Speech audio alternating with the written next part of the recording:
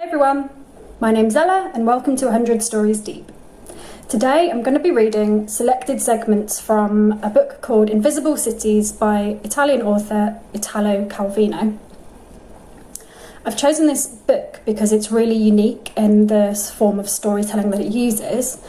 So it's basically a novel which is split into many smaller segments, and they each contain magical realist descriptions of cities and the invisible forces and contradictions that uphold the human civilisations that inhabit them.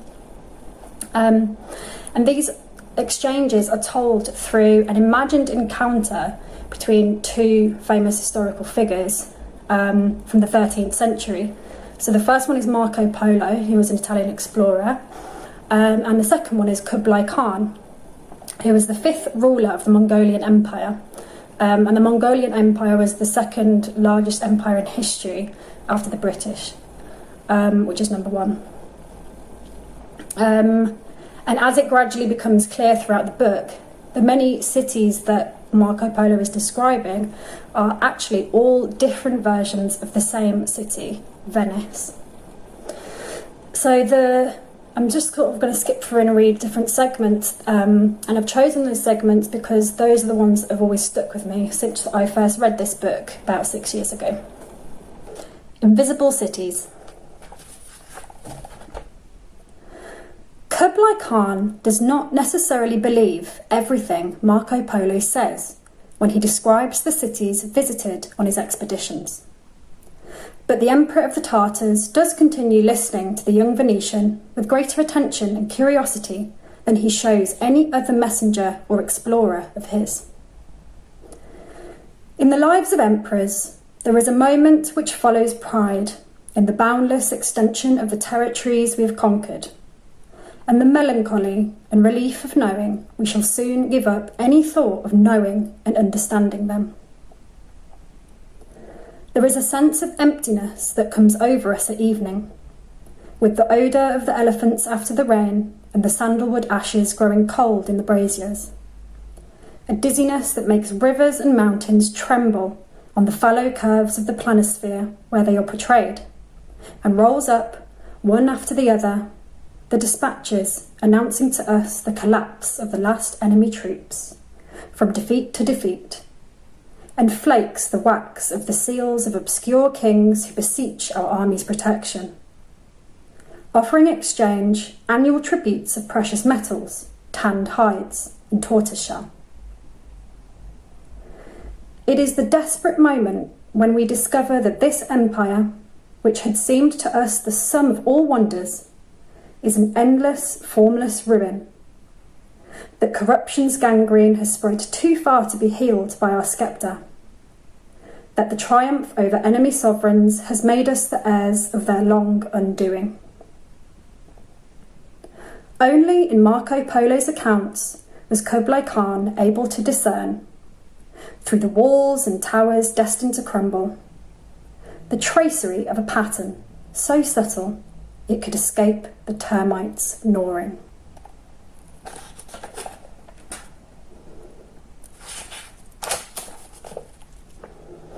Cities and Desire, 4. In the centre of Fedora, that grey stone metropolis, stands a metal building with a crystal globe in every room. Looking into each globe, you see a blue city, the model of a different Fedora. These are the forms the city could have taken if, for one reason or another, it had not become what we see today. In every age, someone, looking at Fedora as it was, imagined a way of making it the ideal city. But while he constructed his miniature model, Fedora was already no longer the same as before, and what had been until yesterday a possible future became only a toy in a glass globe. The building with the globes is now Fedora's museum.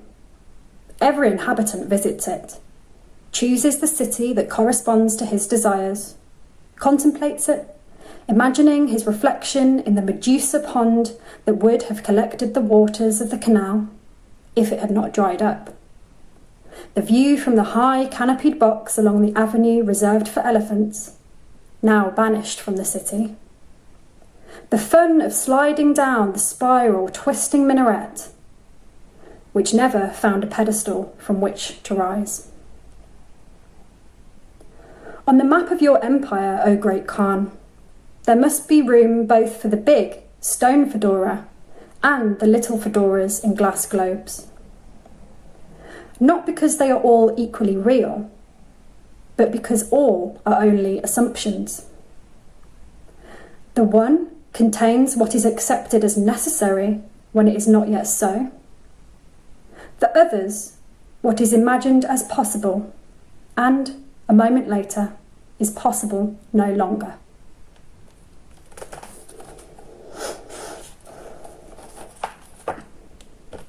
Thin cities, 2. Now I shall tell of the city of Zenobia, which is wonderful in this fashion.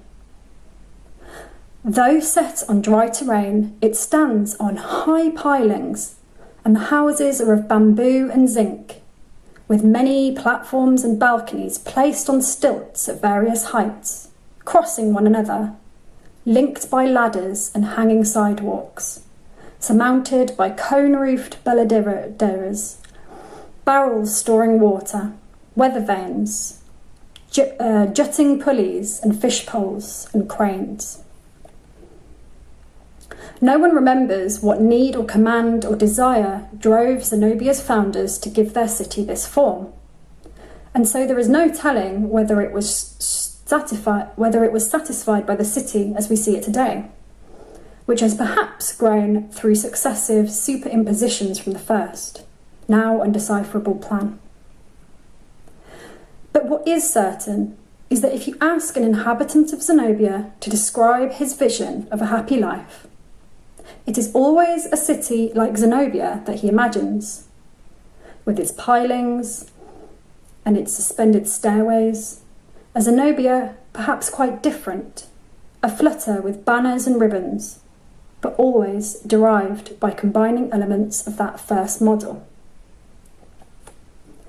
This said, it is pointless trying to decide whether Zenobia is to be classified among happy cities or among the unhappy.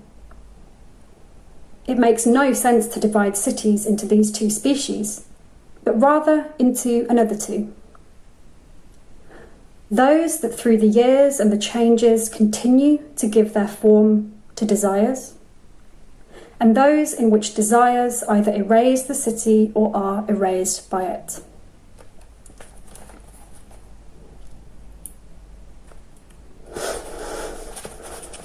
Trading cities, 2.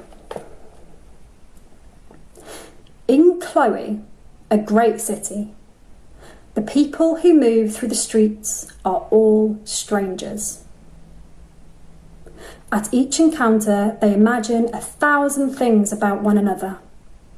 Meetings which could take place between them, conversations, surprises, caresses, bites. But no one greets anyone. Eyes lock for a second, then dart away, seeking other eyes, never stopping. A girl comes along, twirling a parasol on her shoulder, and twirling slightly also her rounded hips. A woman in black comes along, showing her full age, her eyes restless beneath her veil, her lips trembling. A tattooed giant comes along, a young man with white hair, a female dwarf, 2 girls, twins, dressed in coral. Something runs among them, an exchange of glances like lines that connect one figure with another and draw arrows, stars, triangles, until all combinations are used up in a moment, and other characters come onto the scene. A blind man with a cheetah on a leash, a courtesan with an ostrich plume fan. And thus, when some people happen to find themselves together, taking shelter from the rain under an arcade, or crowding beneath an awning of the bazaar, or stopping to listen to the band in the square. Meetings, seductions, copulations, orgies are consummated among them without a word exchanged, without a finger touching anything, almost without an eye raised. A voluptuous vibration constantly stirs Chloe, the most chaste of cities. If men and women began to live their ephemeral dreams, every phantom would become a person with whom to begin a story of pursuits, pretenses, misunderstandings, clashes, oppressions, and the carousel of fantasies would stop.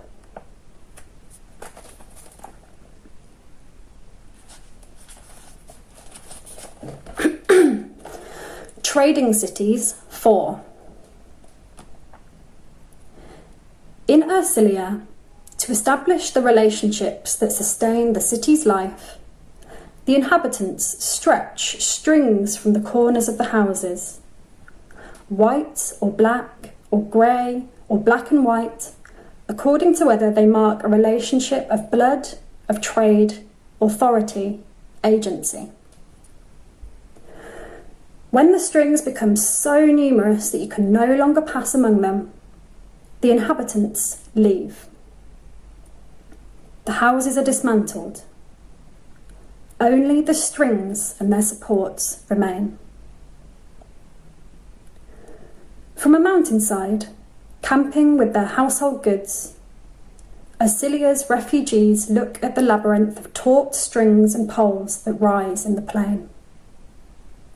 That is the city of Ersilia still, and they are nothing. They rebuild Ersilia everywhere. They weave a similar pattern of strings which they would like to be more complex and at the same time more regular than the other. Then they abandon it and take themselves and their houses still farther away.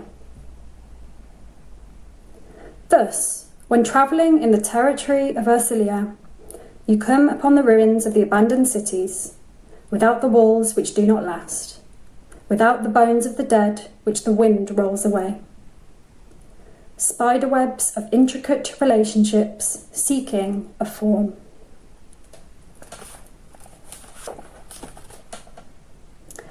Cities and Eyes 3. After a 7 days' march through woodland, the traveller directed towards Baucis cannot see the city, and yet he has arrived. The slender stilts that rise from the ground at great distance from one another and are lost above the clouds support the city. You climb them with ladders. On the ground, the inhabitants rarely show themselves. Having already everything they need up there, they prefer not to come down. Nothing of the city touches the earth except those long flamingo legs on which it rests, and, when the days are sunny, a pierced angular shadow that falls on the foliage. There are 3 hypotheses about the inhabitants of Baucis: that they hate the earth, that they respect it so much they avoid all contact, that they love it as it was before they existed, and with spyglasses and telescopes aimed downward, they never tire of examining it, leaf by leaf, stone by stone, ant by ant, contemplating with fascination their own absence.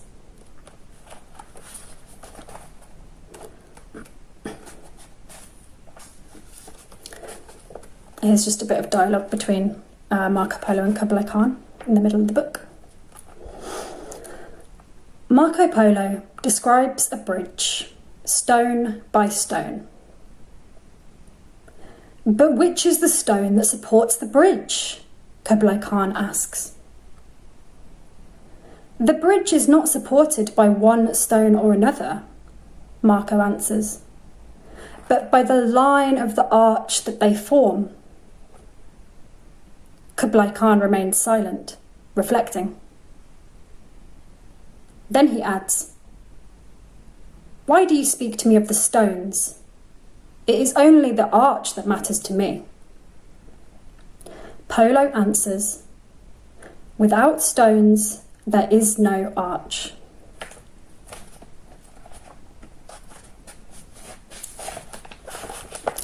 Trading Cities 5.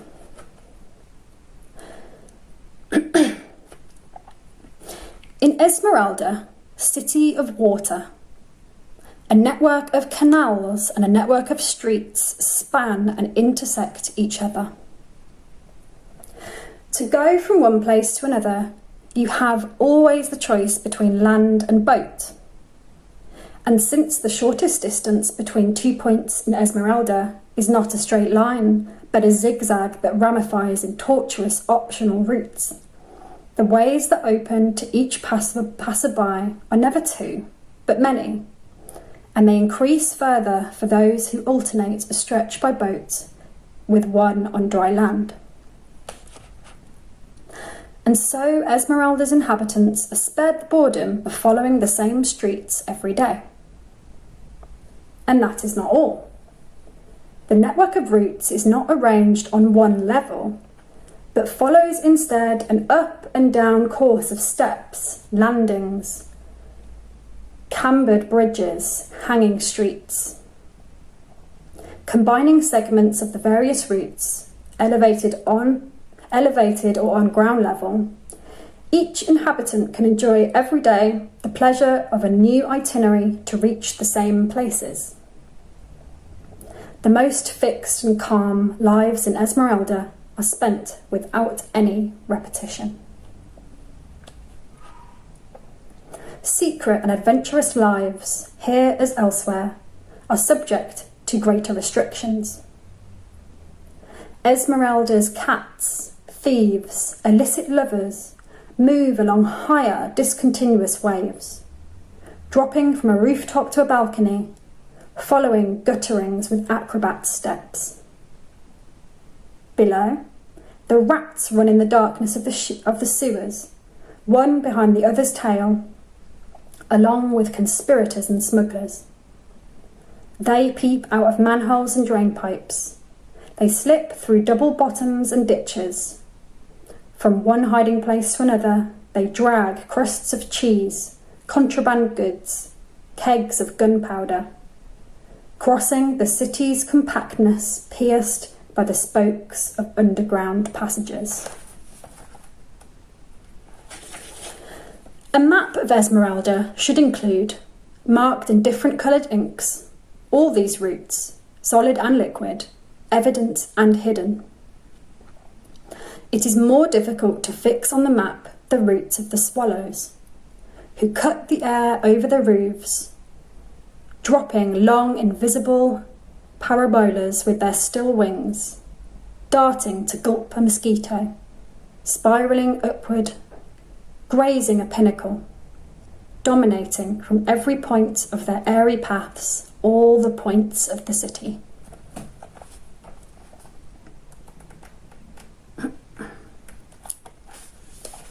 Continuous Cities 1. The city of Leonia refashions itself every day.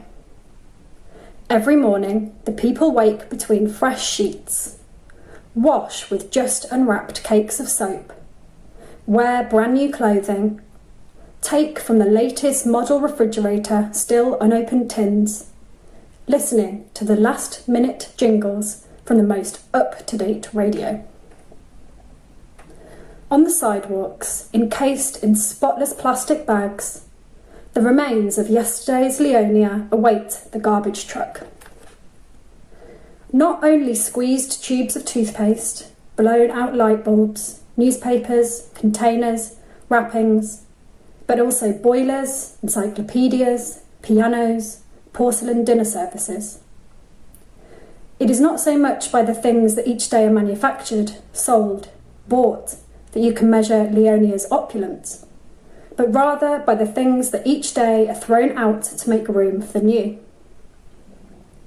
So you begin to wonder if Leonia's true passion is really, as they say, the enjoyment of new and different things, and not instead the joy of expelling, discarding, cleansing itself of a recurrent impunity. The fact is that the street cleaners are welcomed like angels, and their task of removing the residue of yesterday's existence is surrounded by respectful silence, like a ritual that inspires devotion, perhaps only because once things have been cast off, nobody wants to have to think about them further. Nobody wonders where, each day, they carry their load of refuse. Outside the city, surely.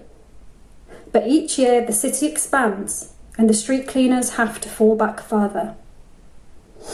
The bulk of the overflow increases and the piles rise higher, become stratified, extend over a wide perimeter. Besides, the more Leonia's talent for making new materials excels, the more the rubbish improves in quality, resists time, the elements, fermentations, combustions. A fortress of indestructible leftovers surrounds Leonia, dominating it on every side like a chain of mountains. This is the result. The more Leonia expels goods, the more it accumulates them. The scales of its past are soldered into a cuirass that cannot be removed. As the city is renewed each day, it preserves all of itself in its only definitive form. Yesterday's sweepings piled up on the sweepings of the day before yesterday and of all its days and years and decades. Leonia's rubbish, little by little, would invade the world if, beyond the final crest of its boundless rubbish heap, the street cleaners of other cities were not pressing, also pushing, mountains of refuse in front of themselves. Perhaps the whole world, beyond Leonia's boundaries, is covered by craters of rubbish, each surrounding a metropolis in constant eruption. The boundaries between the alien, hostile cities are infected ramparts where the detritus of both support each other, overlap, mingle. The greater its height grows, the more the danger of a landslide looms. A tin can, an old tyre, an unravelled wine flask, if it rolls towards Leonia, is enough to bring with it an avalanche of unmated shoes, calendars of bygone years, withered flowers, submerging the city in its own past, which it had tried in vain to reject, mingling with the past of the neighbouring cities, finally clean. A cataclysm will flatten the sordid mountain range, cancelling every trace of the metropolis always dressed in new clothes. In the nearby cities, they are all ready, waiting with bulldozers to flatten the terrain, to push into the new territory, expand, and drive the new street cleaners still farther out. Cities and the sky. 3. Those who arrive at Thekla can see little of the city, beyond the plank fences, the sackcloth screens, the scaffoldings, the metal armatures, the wooden catwalks hanging from ropes or supported by sawhorses, the ladders, the trestles. If you ask, why is Thekla's construction taking such a long time? The inhabitants continue hoisting sacks, lowering leaded strings, moving long brushes up and down, as they answer, so that its destruction cannot begin. And if asked whether they fear that, once the scaffoldings are removed, the city may begin to crumble and fall to pieces, they add hastily, in a whisper, not only the city. If, dissatisfied with the answers, someone puts his eye to a crack in a fence, he sees cranes pulling up other cranes, scaffolding that embraces other scaffoldings, beams that prop up other beams. What meaning does your construction have? He asks. What is the aim of a city under construction unless it is a city? Where is the plan you are following, the blueprint? We'll show it to you as soon as the working day is over. We cannot interrupt our work now, they answer. Work stops at sunset. Darkness falls over the building site. The sky is filled with stars. There is the blueprint, they say.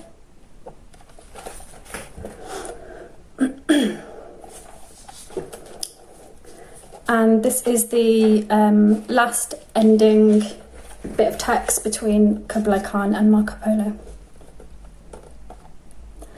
The Great Khan's atlas contains also the maps of the promised lands visited and thought, but not yet discovered or founded. New Atlantis, Utopia, the City of the Sun, Oceania, Tamoe, New Harmony, New Lanark, Icaria. Kublai asked Marco, "You, who go about exploring and who see sights, can tell me toward which of these futures the favouring winds are driving us. For these ports I could not draw a route on a map or set a date for the landing. At times all I need is a brief glimpse, an opening in the midst of an incongruous landscape, a glint of light in the fog, the dialogue of two passers-by meeting in the crowd. And I think that, setting out from there, I will put together, piece by piece, the perfect city, made of fragments mixed with the rest, of instants separated by intervals, of signals one sends out, not knowing who receives them.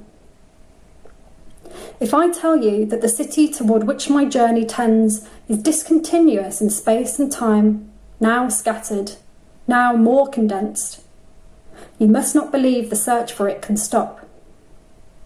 Perhaps while we speak, it is rising, scattered, within the confines of your empire. You can hunt for it, but only in the way I have said." Already the Great Khan was leafing through his atlas, over the maps of the cities that menace in nightmares and maledictions. Enoch, Babylon, Yahuland, Butua, brave new world. He said, "It is all useless if the last landing place can only be the infernal city, and it is there that, in ever-narrowing circles, the current is drawing us." And Polo said, "The Inferno of the living is not something that will be. If there is one, it is what is already here, the Inferno where we live every day, that we form by being together. There are two ways to escape suffering it. The first is easy for many. Accept the Inferno and become such a part of it that you can no longer see it. The second is risky and demands constant vigilance and apprehension. Seek and learn to recognise who and what, in the midst of the Inferno, are not Inferno. Then make them endure, give them space." Okay, so I hope you enjoyed that. Why don't you try writing a few descriptions of the city or town where you live in the same poetic, magical realist style? You can think about what invisible relationships and contradictions exist in the makeup of your city or town. How can these be seen in the city's history, architecture, and the relationships between its inhabitants? So please share your thoughts, comments and writing in the comment section below. And if you would like to listen to more stories in the 100 Stories Deep series, don't forget to subscribe using the button below. Till next time, bye!